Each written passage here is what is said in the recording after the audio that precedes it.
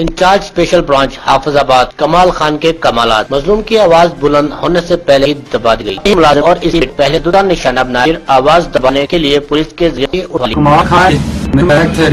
तनख्वाह कपड़ा मकू ध्यान दा ना ना कुछ है जिहा कुर्चा मंग ले जाए ते अगू देनी ते पैना मावा पुंडियां रतनियां लाश ने तुम्हें जानदा ने फिर मैं खैर बगा छाना अगले दे बच्ची फोन चा कीता है मैं ही करवाया भी गए खर्चे लो मैं आखे चल मेरे ना गुस्से ना होने दे ते वो बड़े गुस्से होए ना ते ना खैर शहर भी सुनाया भी खैर ना खा लवे ते बंद कर मैं आंदा पिया तो धमकियां दे के ते डेरे ते आ गया मैं आई पठिया नु वो तू लंडा गई ते इंज आई गई जिवें गोली हुंदी गई इत्थे आ ते आंदे ही कुड़ियां फड़ लिया कुड़ियां मारा पुੱਠਾ कुड़ियां नील पाए मेरे रलदियां कुड़दियां नु इंदा बालक में गया कोठू दे कपड़े पाए सारा कोई कीता मैं बिरा डांदा पठिया भाजी के ना लाया मा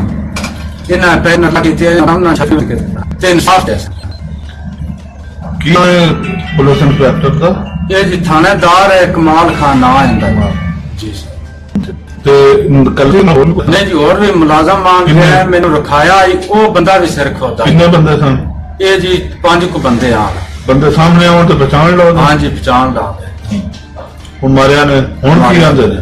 हुन भी धमकियां लांदे ने जी ते इल्जाम लांदे साडियां मज्जां खोल के ले गए ते आ ते ओ कितासो धमकियां लांदे फैर वगा छना क्या करना सी फैर चले असी आ इदे अदालत दा बूहा खड़काए इंसाफ चाहिए सन।